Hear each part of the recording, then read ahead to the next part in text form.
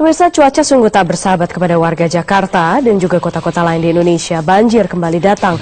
Diperkirakan hujan lebat akan terus mengguyur Jakarta hingga 4 hari ke depan dengan intensitas sedang hingga tinggi.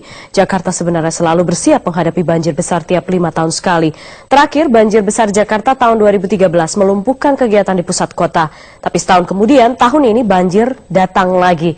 Anomali cuaca tengah melanda Indonesia, tapi apa sebenarnya yang memicu keganjilan ini? Apa ini hanya fenomena alam? Lalu bagaimana kerusakan lingkungan juga telah mempengaruhi cuaca secara umum? Telah hadir bersama saya di studio Bapak Army Susandi, pakar meteorologi lingkungan, yang juga Ketua Program Studi Meteorologi Institut Teknologi Bandung. Pak Army, selamat sore. Langsung saja, temuan Anda apa terkait anomali cuaca di Indonesia?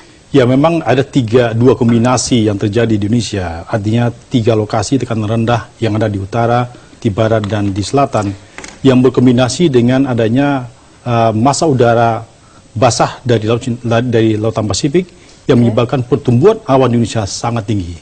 Jadi kita lihat pada peta awan, semua daerah Indonesia sangat tinggi perawanannya, kecuali di daerah timur. Sehingga kita merasakan di daerah Sulawesi, Kalimantan, Sumatera, Jawa, dan NTB mempunyai curah hujan yang sangat tinggi yang tidak biasa dari sebelum-sebelumnya. Itukah peta bentukan awan yang Anda maksud seperti itu ya? Inilah kondisi pada tanggal 13 Januari. Kita lihat perawanan yang sangat tinggi sekali terjadi di wilayah Sulawesi, kemudian Kalimantan, dan kita bisa sampaikan bahwasanya di sinilah terjadinya curah hujan yang sangat tinggi di daerah Manado. Dan itu yang menyebabkan banjir bandang kemarin. Betul. Tetapi kemudian kita lihat rupanya curah hujan ini yang tinggi di daerah Manado, saat ini kita anggap dia sudah hampir habis. Sudah hampir habis. Artinya cuaca ekstrim yang terjadi di Manado diperkirakan tidak akan terjadi Itu yang lagi. Terbaru 17 Januari kemarin? Betul. Sampai 18 Januari yang saya download tadi malam. Masih ada ya? Sama 18 Januari sudah mulai berkurang yang di daerah utara. Betul. Tetapi di daerah Jawa tidak, Sumatera tidak. Masih ada potensi tinggi curah hujannya. Ini sebenarnya bisa diprediksi sejak kapan sih Pak Army? Ya, biasanya kita prediksi sekitar 5 sampai dengan 10 hari ke belakang. Tetapi dinamika prediksi ini sangat tinggi. Sebagai contoh begini, perkiraan saya paling tinggi adalah hari ini, tetapi rupanya geser. Tetapi dalam 2-3 hari ke depan, diperkirakan Jakarta, seperti halnya Jakarta ini, curah hujannya makin tinggi. 2-3 hingga 3 hari ke depan? Betul, kira-kira hari Selasa. Jadi Selasa kombinasinya, Rabu kita menikmati kombinasi atau perpaduan dari semua curah hujan yang terjadi sampai Selasa ke depan. Apa itu kombinasi? Maksudnya curah hujannya tinggi atau ada angin juga atau apa sih? Jadi begini, kombinasinya adalah pada siang hari cenderung dia rendah curah hujannya, pada saat malam hari tinggi. Nah, kemudian pada besok harinya sama. Nah, dugaan saya adalah pada Sabtu ini yang tertinggi, tapi kemudian karena perubahan dinamika atmosfer di daerah Indonesia ini sangat tinggi sekali, maka kejadian yang tertinggi adalah pada hari Minggu. Jadi pada hari Minggu besok ini yang tertinggi yang akan terjadi curah hujan selama 2 minggu belakangan ini. Kemudian Selasa agak turun sedikit, Senin turun sedikit, Selasa tumbuh lagi dengan tinggi sekali.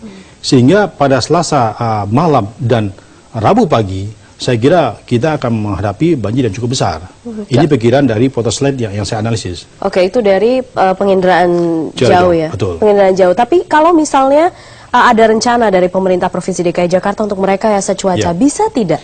Ya, saya kira saat ini kita lihat berapa kemampuan dari rekayasa itu.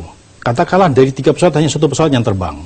Kemudian kalaupun 3 pesawat, tingkat keberhasilannya maksimum 30% atau 30%. Artinya apa? Dan itu pun harus berulang-ulang. Dengan 1 pesawat, 3 pesawat tentu berbeda.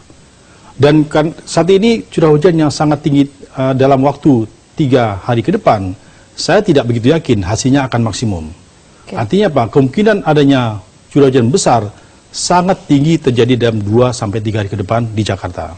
2 hingga 3 hari ke depan di Jakarta. Sebenarnya pengaruh angin yang mengumpul sekarang di atas wilayah Indonesia, itu apakah ada pengaruh dari siklon lainnya yang terjadi di luar wilayah Indonesia? Ya, kombinasi antara angin yang kita sebut angin timuran yang membawa hujan dengan adanya siklon ataupun kita sebut dengan tekanan rendah, itu adalah penyebab dari pertumbuhan awan, penyebab hujan yang sangat tinggi di Indonesia saat ini. Hanya saja kebetulan di daerah barat khususnya Sumatera dan Jawa ini, pengaruh dari laut dari Samudra Hindia menjadi perpaduan yang menyebabkan pertumbuhan makin terus sampai saat ini. Saya ingin konfirmasi lagi, sebenarnya kalau misalnya rekayasa cuaca dilakukan, apakah itu hanya akan berdampak di atas wilayah Indonesia, lalu kemudian awan itu bergerak ke wilayah di atas wilayah Jakarta, lalu kemudian awan itu bergerak ke wilayah lain dan mengumpulkan awan, uap air dan segala macam yang lebih besar lagi? Iya. Belum tentu. Jadi kalau dari strategi yang dibangun oleh BNPB sama dengan BPT, dugaannya adalah mereka akan menurunkan hujan di laut. Jadi sebelum sampai masuk ke Jakarta, maka dia turunkan di laut. Tetapi kita lihat tentunya penyemuanya harus besar, seedingnya harus besar sekali, dan ini harus berulang kali. Dan lakukannya pada saat, kalau dugaan saya sebaiknya lakukan sebelum jam 12 malam. Karena jam 12 sampai jam 2 itulah puncaknya terjadinya curah hujan cukup tinggi di Jakarta. Jadi kita lakukan upaya penyemaian sebelum jam 12 sehingga hujan itu turunnya sedikit sebelum dia sampai pada Jakarta. Jadi yang sisanya sampai Jakarta, hujan yang sisa dari penyemaian yang tidak terjadi di wilayah Jakarta. Oke, baik. Dan pemirsa, apakah benar sebenarnya apa yang bencana yang terjadi saat ini di Indonesia itu juga karena kita sedang menuai salahnya kita sendiri karena tidak memperlakukan alam secara baik? Sesaat lagi di Metro Highlights.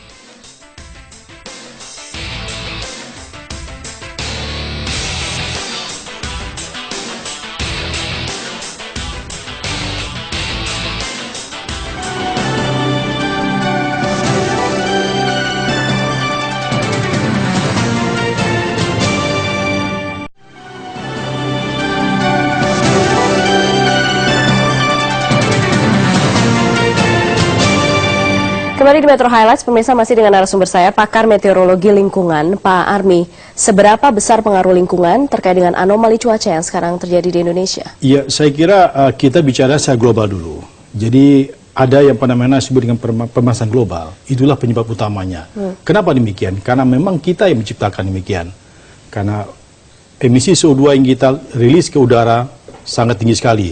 Sehingga terjadi anomali di mana-mana, termasuk di kutub, di subtropis, termasuk kita di tropis ini. Sehingga akhirnya pola-pola curah hujan, kalau kita pola curah hujan yang berubah, kalau di orang subtropis atau di daerah tropis, kutub, mereka cenderung berubah ada temperatur.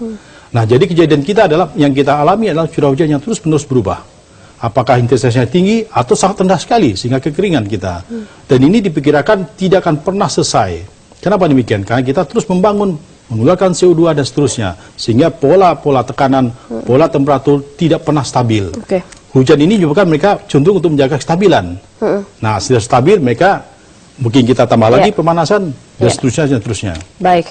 Terima kasih Pak Army Susandi, informasinya lengkap sekali. Terima kasih.